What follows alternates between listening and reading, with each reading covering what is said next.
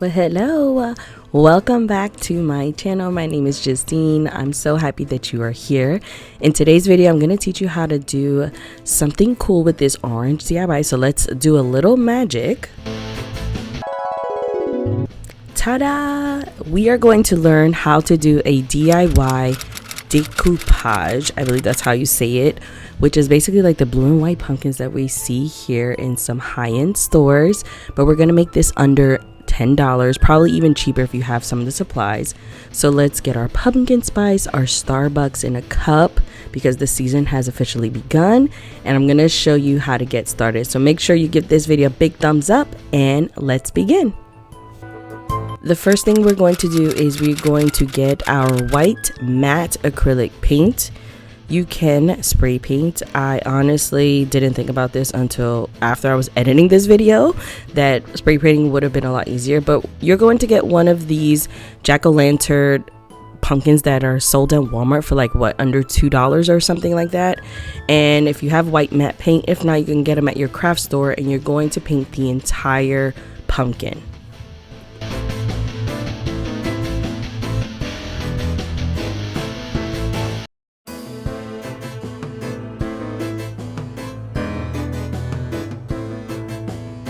At first, I was trying to paint around the mouth and the eyes, thinking like, okay, let me just keep this black. But eventually, I cover the entire pumpkin, which is why I said spray painting might be more ideal versus painting. But you can see a lot of the streaks, but you got to trust the process. We'll put on multiple coats, and you'll see throughout the video what it looks like. So as you can see, I was trying to avoid it. I actually slipped up, and then I was like, you know what? Let's just paint it all white. So feel free to paint the entire pumpkin white.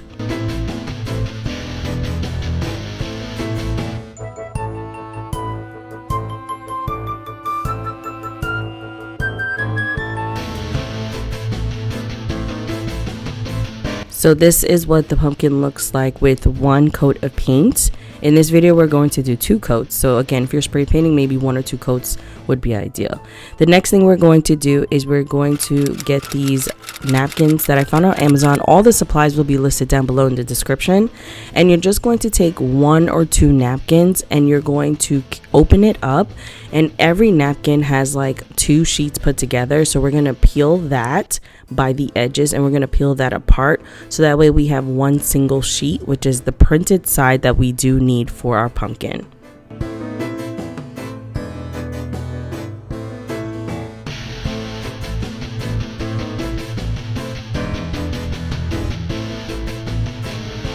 The next thing we're going to do is we're going to cut using our scissors, and we're going to cut around each cluster of flowers. So in this napkin, you can kind of see where each flower bouquet or cluster was, and we're going to cut that out first, and then we're going to just take our scissors and kind of make a slim white border. It does not have to be so precise. You won't really see the edges when we put it on the pumpkin, but just to kind of save space, I trimmed it down to a little. So I just kind of went around all the petals, all the leaves, little by little, and you're going to do that to each cluster of flowers that the napkin has.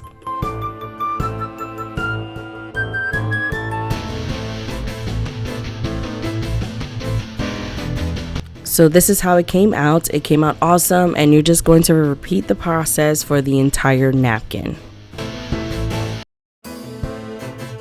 On the napkin, I saw that there were these cute little butterflies that were kind of isolated, so I decided to cut them out, and I'm going to use them as fillers for those white spaces that I see throughout the pumpkin. So if you decide to do the same thing, I kept all the size of bunches of flowers together. So all the little butterflies I kept to the side. I kept all the small pieces, the big pieces, and the medium-sized pieces all together. And you'll see throughout the video when I cut them down each size and pile that I ended up with.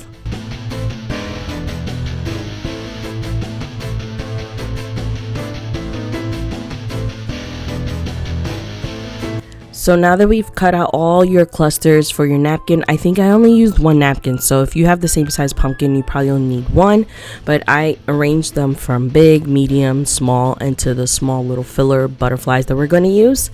I will show you these pieces that have straight edges. I actually made a mistake on the pumpkin. These could be used for the edge of the pumpkin versus like the middle, which is what I did.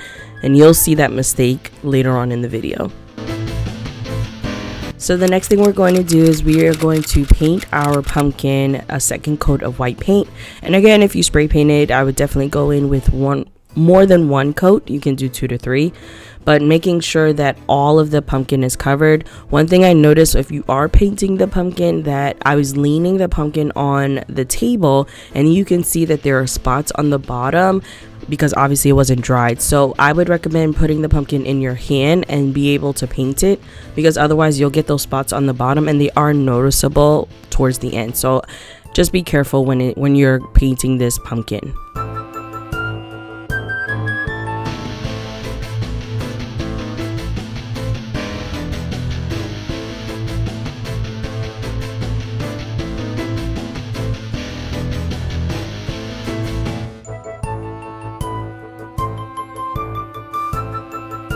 So this is what our second coat of paint looks like for the pumpkin. It doesn't have to be so completely perfect because the napkins are going to cover it. And also don't worry about the orange outline of the eyes. We're going to cover that with black paint. But we're going to take our Mod Podge. I got this at Dollar Tree. And we're going to use it as our glue and to cover the napkin on our pumpkin.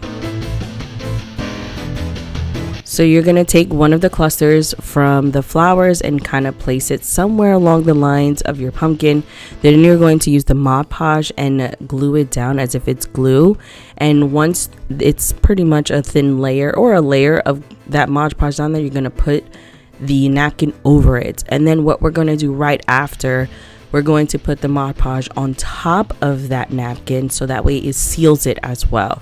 Make sure your pumpkin is dry before you're doing this step. I forgot to mention that before, but once it's dried, it will blend in, which is why I said that the napkin didn't need to be cut so precisely, because you really don't see the outline because it is white.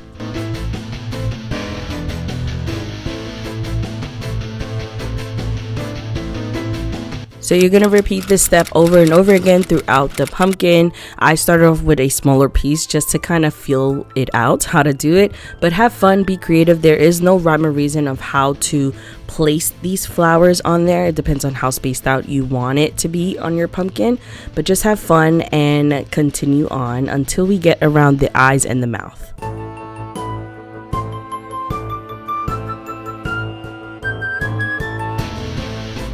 So again, we are around the eyes and the mouth of the pumpkin. So you're going to use some of the clusters. You might have to trim some pieces just so it can be in alignment. But again, have fun with it. Take your time. Put it all around. Even cut out some pieces so that way it can really look cohesive, because once it dries, it really does.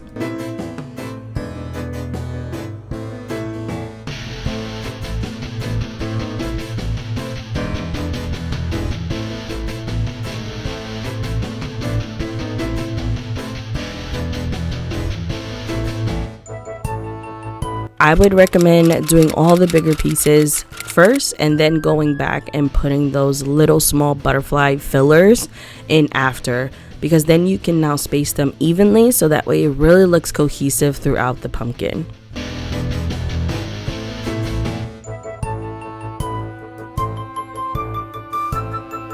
Now remember that mistake that I told you I made? Well, I would recommend to not use a straight edge when it comes down to your pieces, because it is noticeable. So that's just the only feedback I would give. You can see those 2 straight pieces on the pumpkin. It just wasn't ideal as I kept looking at it farther and farther away. You can really notice the straight edge. I would use those on the bottom or anywhere near an edge so that way it looks cohesive versus putting the straight pieces in the middle of the pumpkin.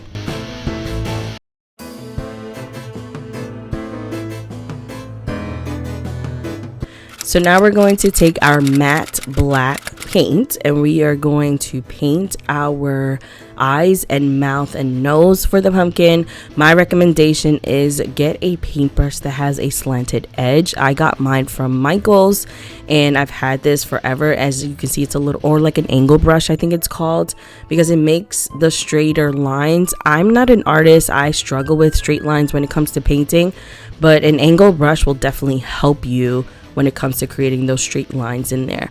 And you're just going to fill this in. I used about 2 coats to make sure that the orange from the inside doesn't bleed through, but if you're spray painting, you can spray the inside, and that way you really can't see that orange tint. But I always say if food is going into something, I'm not going to spray paint anything, so I still think it came out awesome.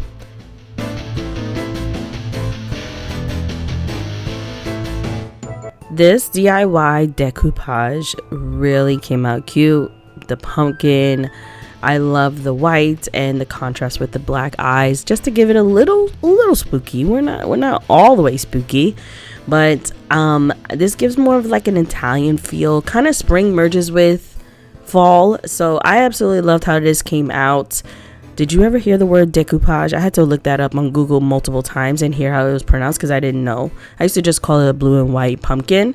But let me know your thoughts. What did you think? Are you going to recreate this for your house for this Halloween season? How stinking cute. It is so pretty. Oh my goodness. I showed my husband this and he was just like, well, that's your type of Halloween. I was like, yeah, it is. If you love it, feel free to give this video a big thumbs up.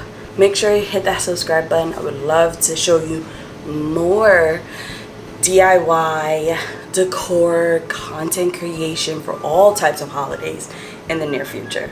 So I hope to see you in the next video, and I love you. Bye.